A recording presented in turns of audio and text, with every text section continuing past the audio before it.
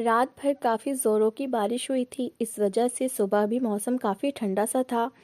हल्की हल्की हवाएं चल रही थीं। सुबह के 7 बजे थे। दूध वाले ने जब दरवाजे पर दस्तक दी तो मेरी आँख खुली। मैंने जैसे ही दूध लेने के लिए दरवाज़ा खोला तो बाहर ठंड से ठिठुरती हुई बूढ़ी औरत को अपनी चौखट पर बैठे देखकर हैरान हुआ, क्योंकि वो काफ़ी भीगी हुई थी। इसे साफ लग रहा था कि सारी रात वो भी बारिश में भीगती रही होंगी और हो सकता है कि रात हमारी ही चौखट पर गुजारी हो। उसकी हालत देखकर मुझे दुख होने लगा और वो मुझे देखते ही उठ खड़ी हुई, शायद इस डर से कि मैं उन्हें अपनी चौखट पर बैठे देखकर गुस्सा न हो जाऊं। मुझे ना जाने क्यों उनसे हमदर्दी सी होने लगी। एक तो वो औरत बूढ़ी थी और फिर रात भर बारिश में भीगती रहीं। वो हमारे दरवाजे पर दस्तक भी तो दे सकती थी। मैं यही सोचते हुए खड़ा रहा। वो शायद जाने के लिए मुड़ी। मैंने जल्दी से उन्हें आवाज़ दी, सुनिए, क्या आप रात भर इस तेज़ बारिश में यहीं पर बैठी रहीं? उन्होंने हाँ में सिर हिलाया। उनकी खामोशी और झिझक से मुझे यकीन हो गया कि वो बेचारी दुखियारी और बेसहारा है। मैंने उनसे रुकने के लिए कहा और अंदर आकर पत्नी को सारी बात बताई और पत्नी से कहा कि जाकर उन्हें अंदर बुलाओ और कुछ कपड़े वगैरह दो, कोई हालत की मारी बेसहारा लगती है। पत्नी उन्हें अंदर ले आई। वो काफ़ी झिझक रही थी। उनकी आंखों में मायूसी और अनजाना सा दुख नजर आ रहा था। कपड़े लेने से भी वो साफ मना कर रही थी, पर हमारे जिद करने पर कि रात भर भीगने की वजह से तबीयत खराब हो सकती है, उन्होंने बड़ी मुश्किल से कपड़े बदले और हमारे कहने पर नाश्ता किया। फिर हम उनसे पूछने लगे कि आप तो किसी अच्छे घर की लगती हैं, फिर यूँ रात के अंधेरे और बारिश में अकेले कहाँ से आई थीं? क्या इस शहर में आपका कोई नहीं है? आपने हमारे दरवाजे पर दस्तक देकर हमसे मदद क्यों नहीं मांगी? इन सवालों से उनकी आंखें छलक पड़ी, जैसे उनकी दुखती रग पर हाथ रख दिया हो। वो कहने लगी, बेटी, कुछ समय पहले तक मेरे पास सब कुछ था। इस शहर में मेरा अपना घर, बेटी, बेटा, बहू, एक खुशहाल जिंदगी थी। मगर आज सब कुछ होते हुए भी मेरे पास कुछ नहीं है। मैं बिल्कुल तन्हा अकेली हूँ। एक बेटा होने की वजह से हमने बड़े चाव से उसकी परवरिश की, उसे पढ़ाया लिखाया और एक काबिल इंसान बनाया। फिर हम पति पत्नी अपने लाडले के लिए एक चांसी बहू लेकर आए। सब कुछ ठीक चल रहा था। एक दिन मौत ने हमारे दरवाजे पर दस्तक दी और मेरे पति को मुझसे हमेशा के लिए जुदा कर दिया। घर के बड़े का साया जैसे ही उठा, सब कुछ बदल गया। ना वो अपनापन रहा, ना वो प्यार और ना ही वो रिश्तों में शिद्दत। सब कुछ खत्म हो गया। मैं खुद को बहुत अकेला महसूस करने लगी। अपना ही घर मुझे अजनबी लगने लगा। मुझे लगता था कि मैं अपनी ही औलाद को एक बोझ लगने लगी हूँ। फिर एक दिन मेरे बेटे ने ये फैसला सुनाया कि वो इस घर को बेचकर किसी अच्छी जगह अपना नया घर बनवाना चाहता है। तब तक वो लोग बहू के मायके में रहेंगे। मेरे लिए ये हुक्म हुआ कि मैं अपने गांव जाकर अपने किसी रिश्तेदार के पास रह लूं। जब तक घर का इंतजाम हो जाएगा तो मुझे बुला लिया जाएगा। मैं सोचने लगी कि अपने गांव जाकर अपने रिश्तेदारों को क्या बताऊंगी और वहां पर कैसे रह पाऊंगी। वक्त और हालात की मारी आखिर करती भी क्या। तो मजबूरन किसी तरह दिल पर पत्थर रखकर गांव पहुंच गई और वहीं पर रहने लगी। मुझे गांव में रहते हुए पूरे 5 साल का समय गुजर गया। मैं शर्मिंदा सी जिंदगी के दिन काट रही थी। हमेशा मेरी आंखें अपने बेटे के इंतजार में रहती, मगर इस बीच मेरे बेटे ने एक बार भी आकर मुझसे मिलना तो दूर, मेरी खैर खबर तक लेने की कोशिश नहीं की। लेकिन मैं तो माँ थी। ममता की तड़प और कसक ने मुझे बेचैन कर रखा था। रातों की नींद मेरी आंखों से छिन चुकी थी। ना जाने क्या मेरे दिमाग में आकर मुझे परेशान कर जाते। मुद्दत से अपनी औलाद की कुछ खबर न पाकर मैं बेचैन हो गई। पता नहीं मेरा बेटा किस हाल में होगा। भगवान न करे किसी मुसीबत या परेशानी में न घिर गया हो। मैंने ठान ली कि मैं खुद शहर आकर पता करूंगी कि कल मैं अपने गांव से शहर चली आई। यहाँ आने के बाद मेरे कदम सीधा अपने घर की तरफ चल पड़े। वहां जाकर पूछने पर पता चला कि मेरा बेटा और बहू कब के उस घर को बेचकर नए घर में शिफ्ट हो चुके हैं और बड़ी अच्छी जिंदगी गुजार रहे हैं। पड़ोसियों से अपनी औलाद की सुकून भरी और खुशहाल जिंदगी के बारे में जानकर मेरा चेहरा जरूर खिल गया, मगर सीने में कुछ टूट कर बिखर गया। रही सही उम्मीद भी किरची किरची हो गई। मेरी आंखों के आगे अंधेरा छाने लगा। मैं सोचने लगी कि फिर से गांव जाऊंगी तो रिश्तेदारों में कई सवाल उठेंगे जिनका मेरे पास कोई जवाब नहीं था। इन्हीं सोचों में भटकते हुए ना जाने कब रात हो चली। जोरदार बारिश की वजह से मुझे आपके घर की चौखट का सहारा लेना पड़ा। उनकी बातों को सुनकर मैं सोचने लगा कि माँ बाप तो बच्चों पर इतना सब कुछ निछावर कर देते हैं, अपने आप को लुटाकर उनका दामन खुशियों से भर देते हैं, मगर माँ बाप को जो उम्मीदें अपनी औलाद से जुड़ी होती हैं, वक्त पड़ने पर औलाद उस पर खरी क्यों नहीं उतरती। उनकी उम्मीदों पर पानी फेंक कर उन्हें बेसहारा क्यों कर दिया जाता है। क्या उनकी अंतरात्मा उन्हें झंझोड़ती नहीं होगी। उनके रिश्तों में इतना खोखलापन क्यों आ गया है। एक माँ जो अपनी औलाद को 9 महीने अपनी कोख में रखकर सारी परेशानियां बर्दाश्त करती है, चाहे कितनी भी तकलीफ से क्यों ना गुजरना पड़े, वो अपने मन में एक पल के लिए भी अपने औलाद को बोझ नहीं समझती और मुस्कुराते हुए हर दर्द का सामना करती है। उस नन्ही सी जान को दुनिया में देखकर फूले नहीं समाती। अपना खून जिगर देकर उसकी परवरिश करती है, उसे उंगली पकड़कर अपने पैरों पर चलना सिखाती है। कदम कदम पर अपनी खुशियों की कुर्बानी देकर पाल पोस कर उसे किसी काबिल बनाया जाता है। फिर जब औलाद की बारी आती है तो माँ बाप के लिए घर के कोने में भी जगह क्यों तंग होने लगती है।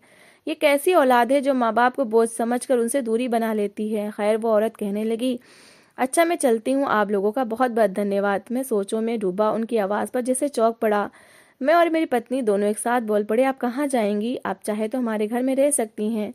वो कहने लगी कि आपने मुझसे इतनी हमदर्दी की, यही बहुत है। मेरी औलाद ने तो बोझ समझकर मुझे अपने घर से निकाल दिया। अब मैं आप लोगों पर बोझ नहीं बनना चाहती। मैंने कहा कि आप ये कैसी बातें कर रही हैं? कोई किसी पर बोझ नहीं बनता, ऐसी सोच तो घटिया लोगों की होती है। भगवान जब इंसान को इस दुनिया में भेजता है तो अपने भक्तों के लिए जीने का रास्ता भी निकालता है।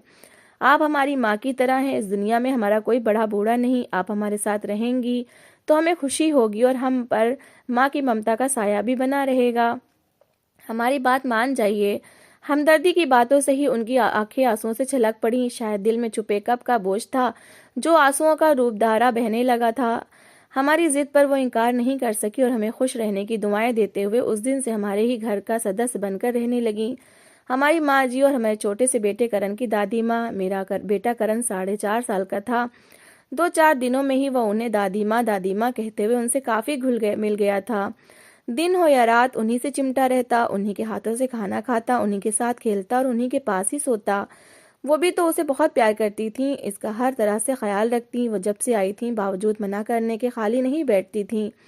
घर के कामों में मेरी पत्नी की मदद कर देती और अपने हाथों से अच्छे अच्छे पकवान बनाकर खिलाती। उनकी बेमकसद चाहत और करण से उनका लगाव देखते हुए मुझे लगता कि यह माँ का दिल तो ममता का समुंदर था।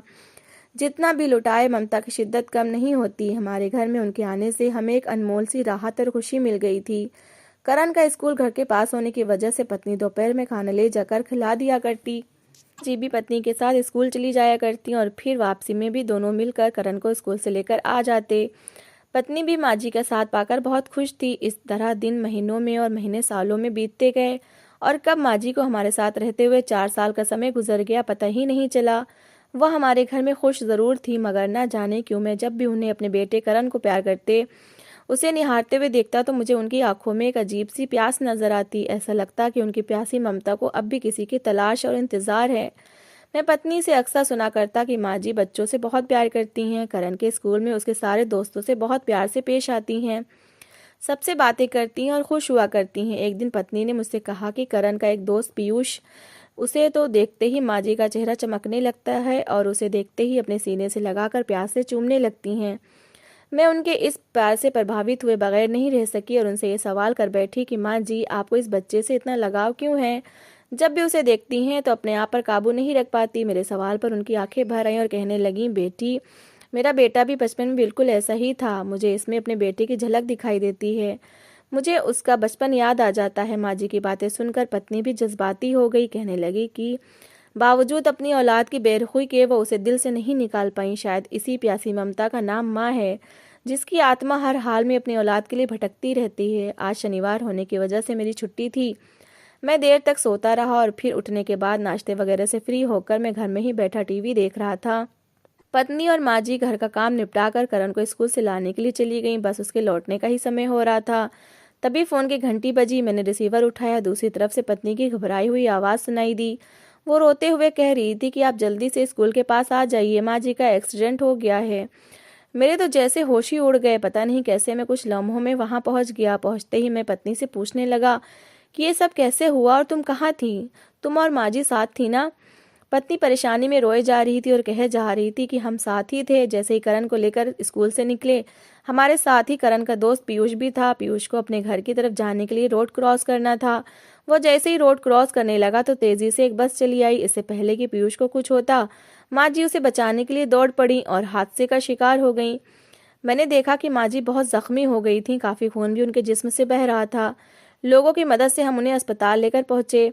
पीयूष को तो बस हल्की सी हाथ और पैर में चोट आई थी। उसकी मरहम पट्टी करवा कर मैंने उसे घर भेज दिया। माँ जी ने अपनी जान पर खेलकर उस बच्चे को बचा लिया था। वो अभी बेहोश पड़ी हुई थी।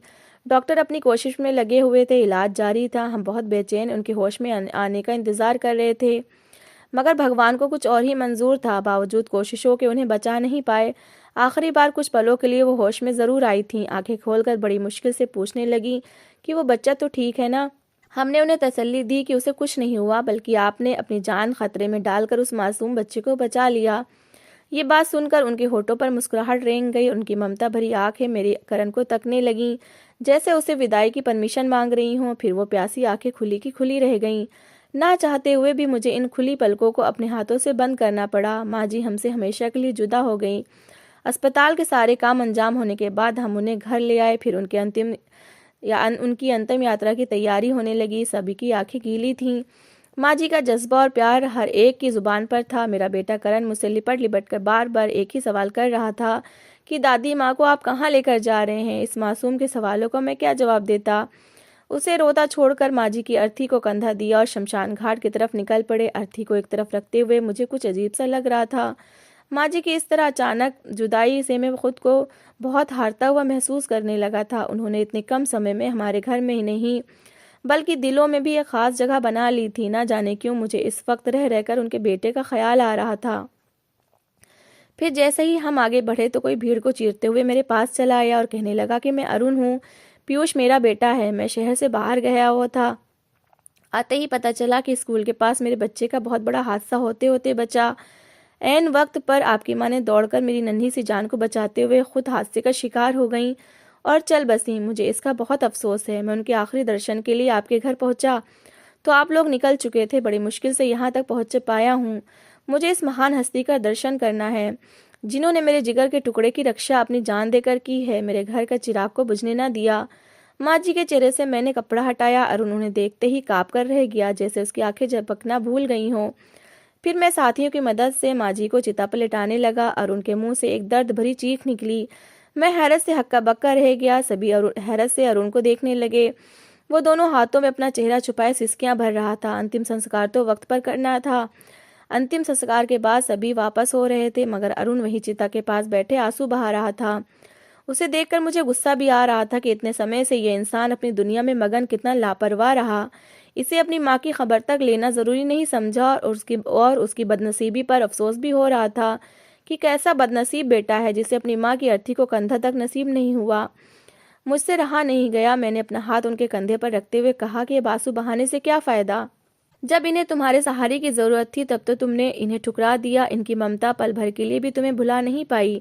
ये सच्ची ममता की डोर ही थी जो जाने अनजाने में तुम्हारे बेटे तक इन्हें खींच कर ले गई।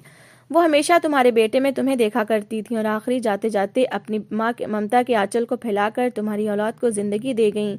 अपनी आखिरी सांस तक तुम्हारे नाम कर गईं। जिंदगी में कभी तुमने इनकी कदर नहीं की। अब मरने के बाद रोने से क्या फायदा। इस दुनिया में तुमने इन्हें दर बदर भटकने के लिए छोड़ दिया। अब तो इन्हें चैन से सोने दो। भगवान के लिए इनकी आत्मा को चोट मत पहुंचाओ। फिर मैं वहां से कभी न मिटने वाली दिल में एक कसक लिए बोझल कदमों के साथ निकल पड़ा। मेरी भगवान से प्रार्थना है कि भगवान सारी माँओं को अपने बच्चों के साथ रखे और बच्चों को चाहिए कि वो अपने माँ बाप की सेवा करें।